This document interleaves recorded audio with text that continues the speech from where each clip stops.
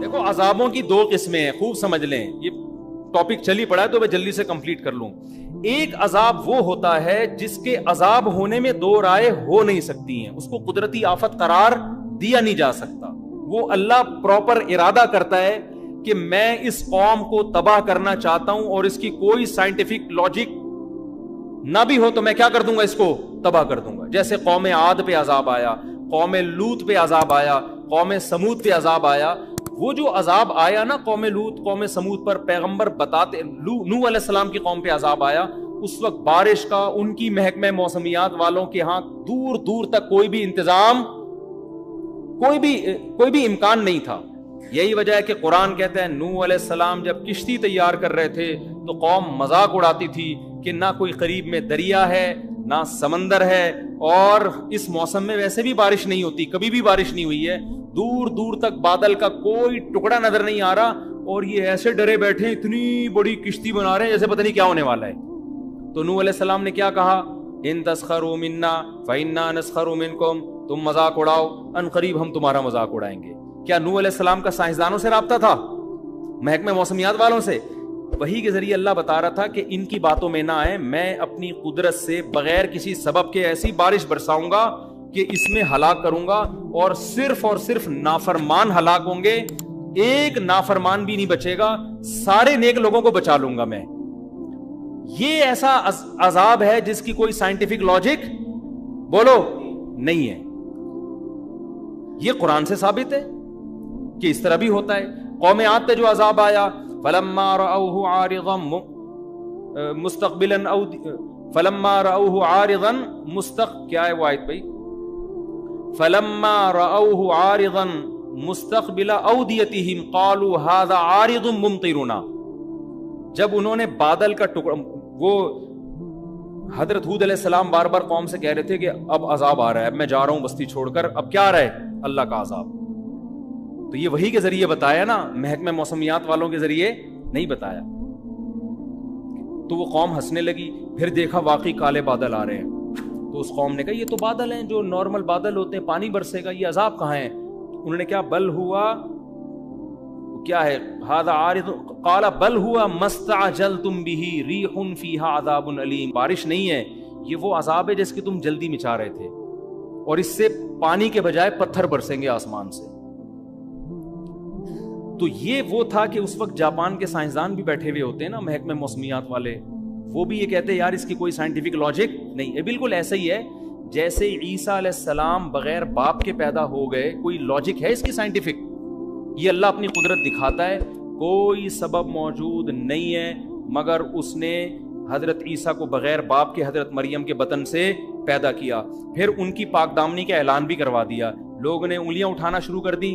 بچہ ماں کی گود میں کبھی بھی نہیں بول سکتا، لیکن عیسیٰ ابن مریم ماں کی گود میں بولنے لگے، انی عبد اللہ، میں ولد الزنا نہیں ہوں، اللہ کا بندہ ہوں، اور عام انسان بھی نہیں، اللہ کا پیغمبر ہوں.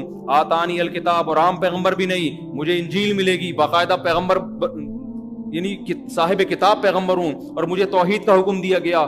تبھی بہت سارے جو اس وقت یہودی تھے وہ آپ پر ایمان لے آئے، اور پھر وہ جانتے تھے کہ مریم پاک دامن، یہ خاندان کتنا پاک دامن. تو اللہ پھر نا وہ ساری باتیں الوجیکل ہو رہی ہوتی ہیں، وہ ساری باتیں. تو قوم سمود پہ جو عذاب آیا، قوم عاد پہ جو عذاب آیا، لوط علیہ السلام کی قوم پہ عذاب آیا کہ تھوڑے سے لوگوں کو اللہ نے نکالا اور پوری قوم کو الٹا کر کے تباہ کر دی، اور پتھروں کی بارش بھی برسائی آسمان سے. تو اس طرح کے عذاب اب بھی آ سکتے ہیں، لیکن جب اس طرح کے عذاب آتے ہیں تو اس میں میجورٹی نافرمانوں کی ہلاک ہوتی ہے. جیسے یہاں جو ہلاک ہوئی نا، سارے نافرمان ہلاک ہوئے اور سارے نیک لوگوں کو اللہ نے بچا لیا.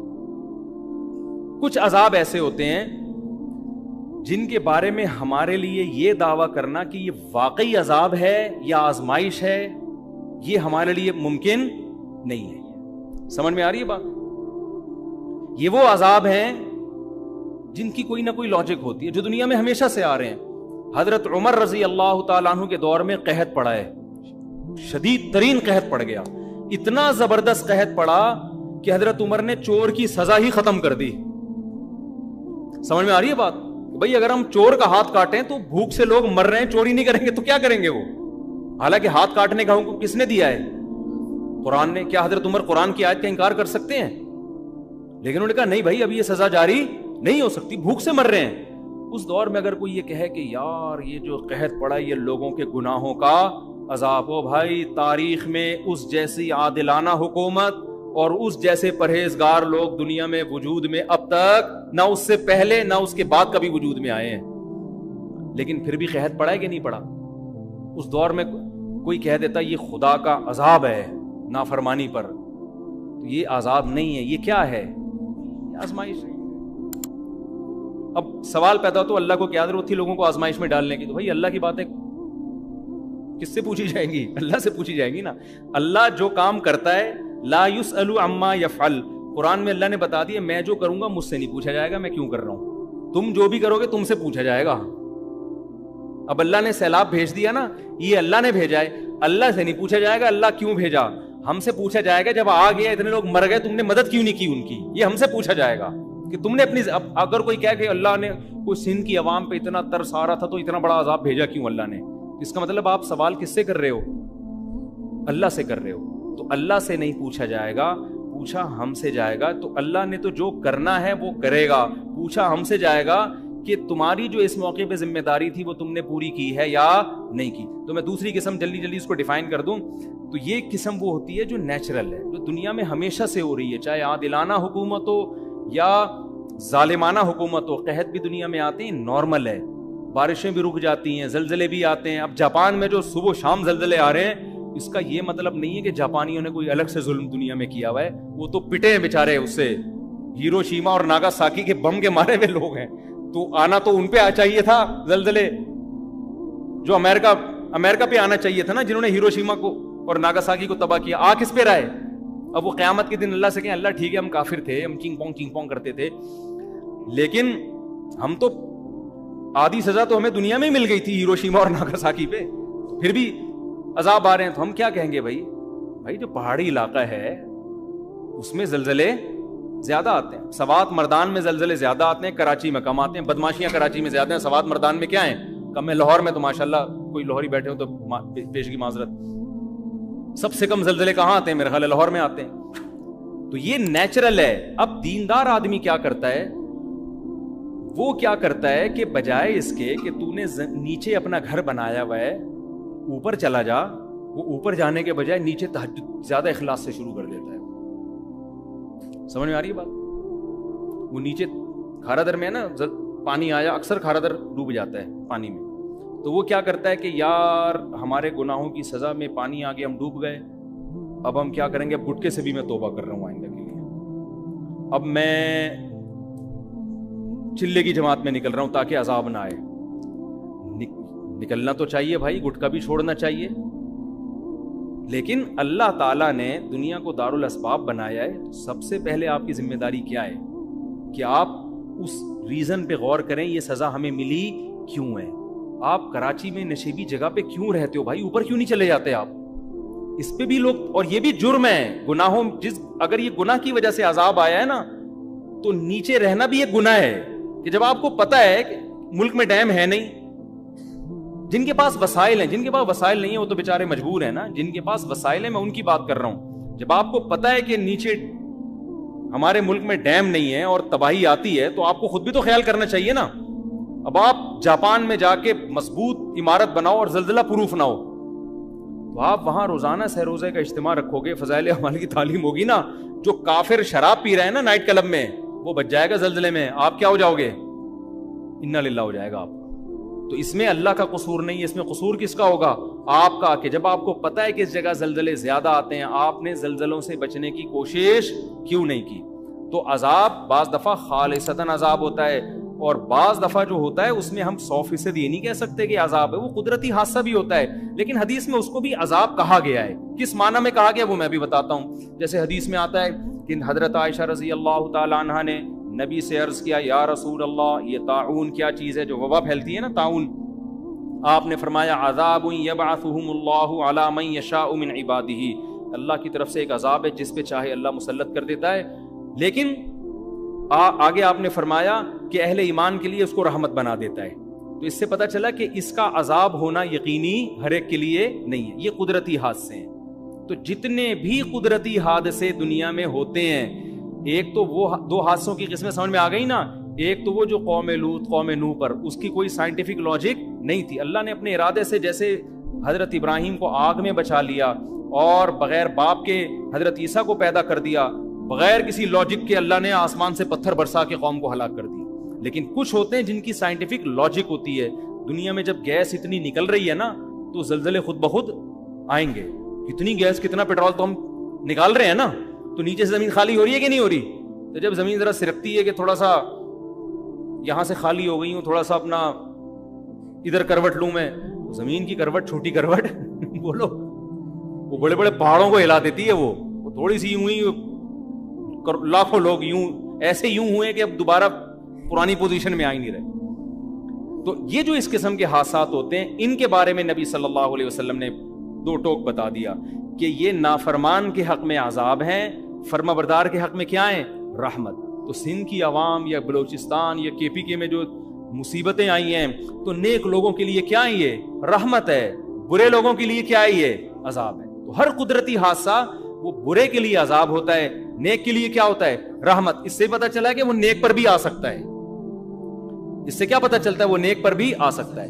اب اسی میں آپ دیکھ لیں جو دینداروں کی حماقتیں، جب یہ کورونا پھیلا ہے نا تو اس میں لوگوں نے کیا باتیں کرنا شروع کر دی تھی۔ میں بہت عرصے بعد کورونا پہ آیا ہوں، لیکن اب یہ ٹاپک کو سمجھانے کے لیے کہ جی مسجدوں میں نہیں آئے گا یہ کورونا، مسجدوں میں کیا ہوگا؟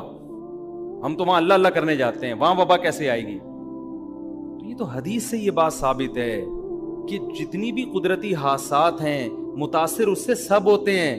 تبھی تو نبی نے فرمایا مومن کے لیے وہ رحمت بن جائے گی اور کافر کے لیے وہ عذاب بن جائے گی، نافرمان کے لیے عذاب بن جائے گی۔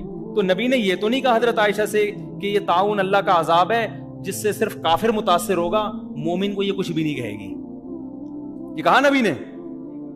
کب کہے گی اس کو بھی، لیکن اس کے جب وہ تکلیف میں آئے گا تو گناہ معاف ہوں گے، مرے گا تو شہادت کا درجہ ملے گا۔ کیا خیال ہے؟ تو اس سے پتہ چلتا ہے بھائی وہ سینما گھر میں بھی جائے گی وبا، چاہے وہ کورونا ہو یا طاعون ہو، وہ مسجد میں بھی اسی اسپیڈ سے آئے گی جس اسپیڈ سے سینما گھر میں جا رہی ہے۔ تو لہذا اگر سینما گھر میں احتیاط کرنی ہے تو کہاں ہے؟ مسجد میں بھی اسی طرح احتیاط کرنی ہے۔ اب آپ یہ کہہ سکتے ہیں کہ جب نبی نے کہہ دیا کہ یہ وبا یہ رحمت ہے مسلمانوں کے لیے، تو رحمت تو لینی چاہیے نا، تو اس سے بچنا تو نہیں چاہیے۔ لہذا جب یہ رحمت ہے تو پھر تو طاعون کو گلے لگانا چاہیے۔ کوئی کووڈ کا مریض ہے، وہ ایک بندہ تھا نا کورونا کے دنوں میں، سگریٹ پی رہا تھا نا، کش لے رہا ہے، دھوئیں نکال رہا ہے بڑے بڑے سانس بھر کے، تو ایک بندہ اس کے پاس گیا، لڑکوں کی عادت ہوتی ہے نا جاتے ہی اس کے ساتھ کھانے میں شریک ہو جاتے ہیں، تو یہ گیا جاتے ہی سگریٹ لے کے کش لگایا اور کہا مجھے لگ رہا ہے تو بڑی ٹینشن میں ہے، میں چاہ رہا ہوں تیری ٹینشن میں تیرے ساتھ شریک ہو جاؤں۔ سٹا لگا کے بول رہا کیا ہوا؟ ٹینشن کیا ہے؟ کہہ رہا ٹینشن یہ ہے کہ مجھے کورونا ہوا ہوا ہے۔ یہ اسی کی سگریٹ کے کیا کر رہا ہے؟ ٹھٹے لگانا شروع کر دیا اس میں۔ تو آپ یہ کہہ سکتے ہیں کہ جب یہ رحمت ہے تو پھر احتیاط کیوں کریں ہم؟ تو یاد رکھو یہ ایک اور شریعت کا اصول ہے کہ جتنی بھی آزمائشیں ہیں وہ اللہ کی رحمت اس وقت بنتی ہیں جب ان آزمائشوں سے ہم بچنے کی پوری کوشش کر لیں، پھر بھی اللہ مبتلا کر دے۔ اگر آپ ہی بچنے کی کوشش نہیں کر رہے تو پھر وہ حماقت ہے، پھر اس کو آپ رحمت نہ سمجھو۔ ارے ہر بیماری اللہ کی رحمت ہے یا نہیں ہے؟ حدیث میں آتا ہے بخار میں گناہ معاف ہوتے ہیں، حدیث میں آتا ہے بخار کی جو گرمی ہے نا، یہ جہنم میں جو مسلم کو عذاب ہونا تھا وہ گرمی کی شکل میں اللہ دنیا میں دے دیتے ہیں مسلمان کو۔ بخار بڑی حدیث میں بڑی فضیلت ہے کہ بخار کی وجہ سے جہنم کی آگ کیا ہوتی ہے؟ ٹھنڈی، گناہ معاف ہوتے ہیں۔ آپ نے کہا یار اتنی بڑی رحمت، آپ کیا کیا کہ جی مری میں برف میں جا کے سو گئے آپ۔ یار میں چاہتا ہوں مجھے صبح کیا ہو جائے؟ تیز بخار ہو جائے۔ پھر جب 103 ہوا آپ نے کہا تھوڑی رحمت کا تقاضا اور چاہیے مجھے۔ سمجھ میں آ رہی ہے بات؟ یہی وجہ ہے کہ جب طاعون صحابہ میں پھیلا، صحابہ میں یہ حدیث پھیل گئی تھی کہ طاعون میں جو مرے گا وہ کیا ہوگا؟ شہید ہوگا۔ لیکن صحابہ کرام نے کیا کیا کہ لوگوں کو منتشر کر دیا، پہاڑوں کی طرف بھیج دیا۔ حضرت عمر رضی اللہ تعالیٰ نے ان پر بڑی ان کو اپریشیٹ کیا کہ انہوں نے حافظ ابن حجر رحمۃ اللہ نے اپنے دور کا یہ واقعہ لکھا ہے کہ ایک علاقے میں طاعون پھیلا تھا، تو لوگوں نے کیا کیا کہ اجتماعی طور پر دعا کا اہتمام کیا کہ بہت لوگ طاعون تو پہلے بہت اسپیڈ سے پھیلتا تھا، ایسے جنازے. تو لوگوں نے کیا کہ ابن حجر رحمۃ اللہ نے یہ واقعہ لکھا ہے کہ لوگ نا سارے علماء اور بزرگان دین اور ساری عوام جمع ہو گئی جنگل میں یا صحرا میں جا کے نا مل کے زور زور سے اللہ سے دعا مانگتے ہیں گڑگڑا کے تاکہ بیماری ختم ہو جائے. ابن حجر نے لکھا کہ جب وہ اجتماعی سطح پہ گئے دعا مانگی تو بیماری کم ہونے کے بجائے اور بڑھ گئی. کم ہونے کے بجائے کیا ہو گئی؟ اور وجہ کیا ہے؟ ابن حجر نے لکھا کہ وجہ یہ تھی کہ یہ بدعت کا ارتکاب کیا انہوں نے، اس لیے کہ ایسے موقع پہ میدان میں جمع ہو کے اجتماعی دعا حدیث سے ثابت نہیں ہے. حدیث سے تو نماز استسقاء میں ثابت ہے کہ اجتماعی طور پہ جمع ہو کے دعا مانگے، یہ تو آپ نے اپنی طرف سے، لیکن اس کی ایک سائنٹیفک لاجک بھی ہے کہ بھائی اسلام پہلے آپ کو احتیاط کا حکم دیتا ہے، اس کے ساتھ دعا کا حکم دیتا ہے. سمجھ میں آ رہی ہے بات؟ بیماری جب یہ سب کو پتا ہے کہ طاعون کی بیماری ایک دوسرے سے لگتی ہے، اس زمانے میں بھی سب کو پتا تھا، تبھی تو لوگ ایسے علاقوں میں جاتے نہیں تھے جہاں طاعون پھیلا ہوا ہو.